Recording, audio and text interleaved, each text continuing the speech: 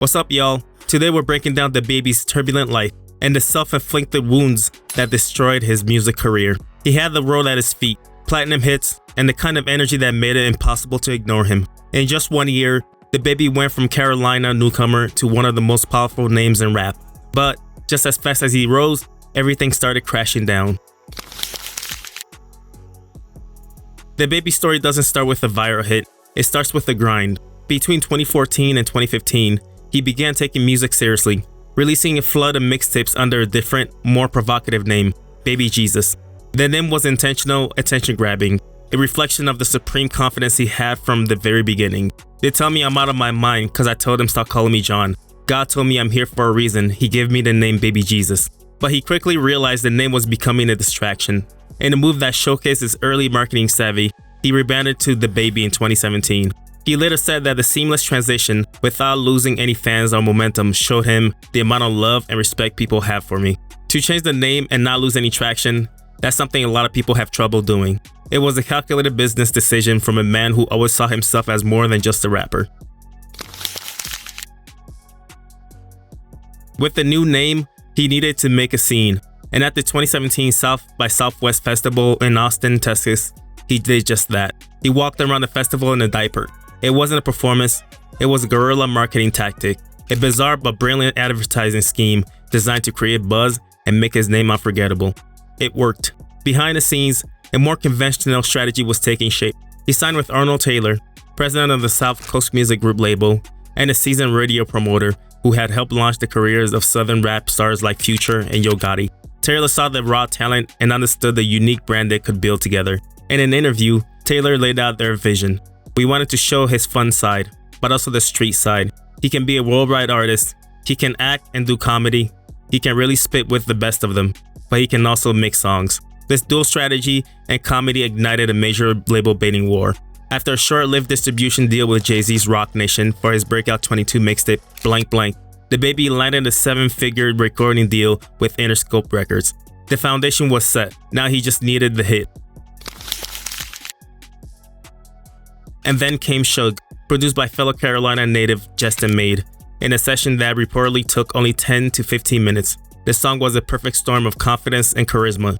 It was his first entry on the Billboard Hot 100s, eventually climbing all the way to number 7 and earning him 2 Grammy nominations.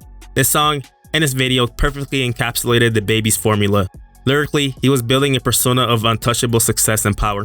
I just signed a deal, I'm on. I'm a young CEO, Suge. He wasn't just a rapper, he was the boss.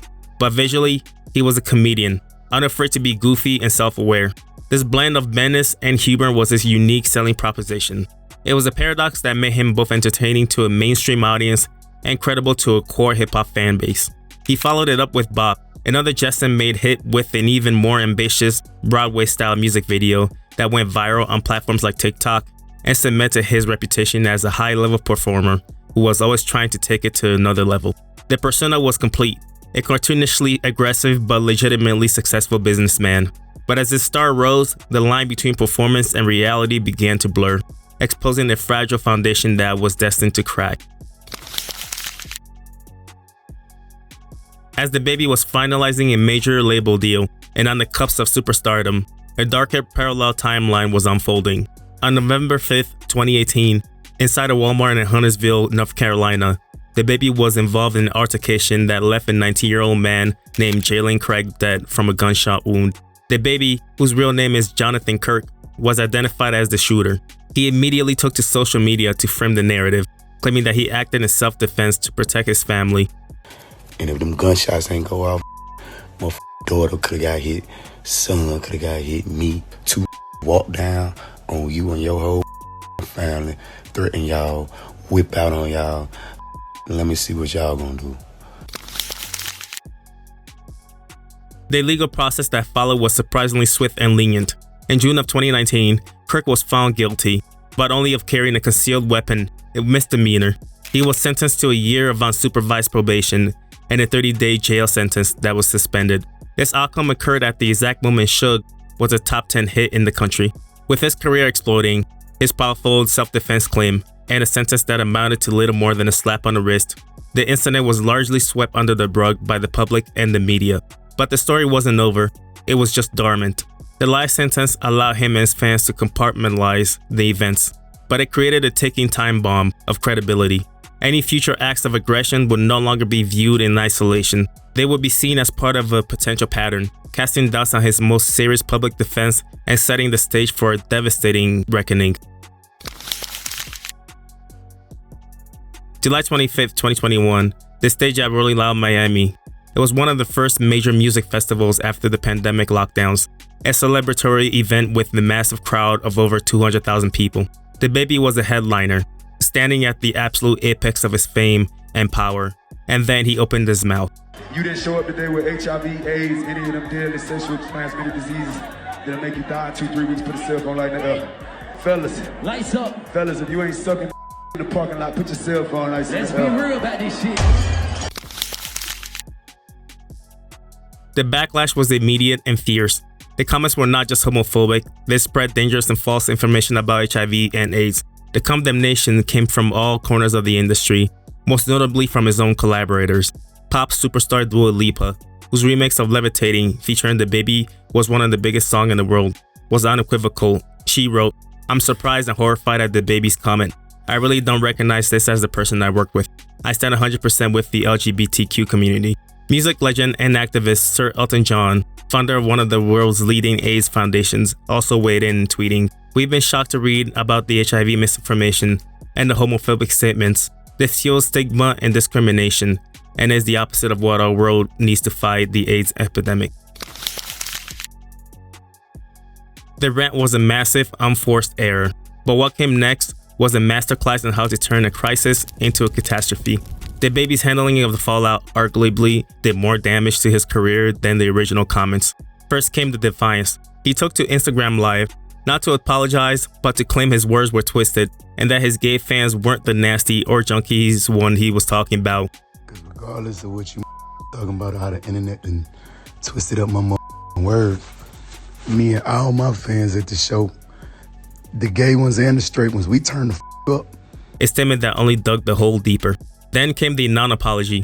As pressure mounted, he tweeted a dismissive message that separated his apology for the HIV/AIDS comments from any accountability to the LGBTQ+ community, writing in a now deleted post, "Anybody who done ever affected by AIDS, HIV, y'all got the right to be upset. But the LGBT community, I ain't tripping on y'all, do you?" It was only after the consequences started rolling in, after Lollapalooza dropped him from their lineup, that a more formal, polished apology appeared on Instagram. On August 2nd, it read in part, "I want to apologize to the LGBTQ+ community for the hurtful and triggering comments I made. What I needed was education on these topics and guidance." For a moment, it seemed like he might be able to begin the process of damage control, but that moment was short-lived. A few weeks later, performing at Hot 97 Super Jam, one of the few festivals that didn't cancel him, he played a pre-recorded message thanking the station for their support. Then he addressed the crowd directly saying, "Check this out. Other than the people that you know was truly offended, I feel like the rest of your mother being crybabies." With that one line, he invalidated every apology he had made. The fire had been lit by his rant, but his chaotic, insincere response was the gasoline that made it an inferno. He had turned a single, massive mistake into a referendum on his character, proving to brands, collaborators, and festival organizers that he was a toxic asset they could no longer afford to be associated with.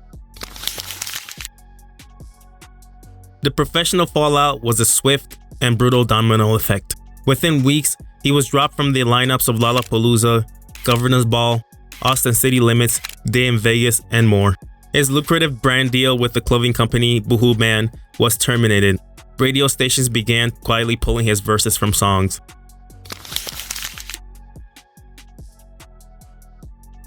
As his professional life imploded, his personal life erupted into public view, reinforcing a narrative of volatility and aggression.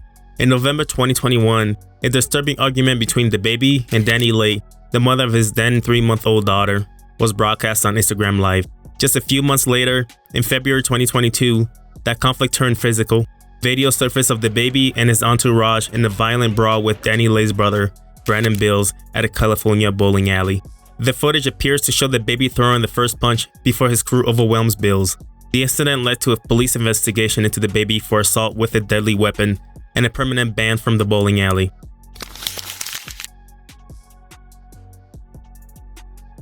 The Rolling Loud rant had established a new negative public perception.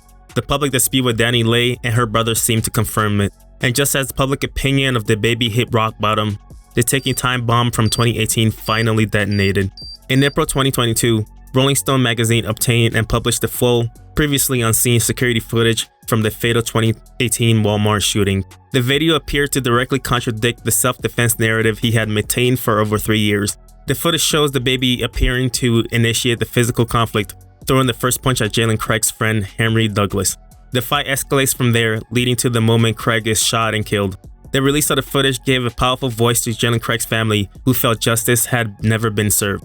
This created a total collapse of public trust. The audience was no longer willing to give him the benefit of a doubt. He had claimed self-defense in the shooting and later claimed he was a victim of cancel culture. The video suggests that he was the instigator in both scenarios. If he was dishonest about the most serious incident in his life, he couldn't be trusted about anything. The consequences weren't just cultural, they were brutally commercial. The numbers tell the story of a career in absolute freefall. From a #1 album selling 124,000 units in its first week, to a follow-up that barely cracked the top 40 and sold less than 17,000. It was one of the steepest commercial declines in recent memory. In August 2022, a scheduled concert at the 14,000-seat Smoothie King Center in New Orleans was canceled. The reason? According to reports, fewer than 500 tickets had been sold. In less than 2 years, DaBaby had gone from headlining massive festivals to struggling to fill small clubs. For his part, DaBaby framed his downfall as a conspiracy against him.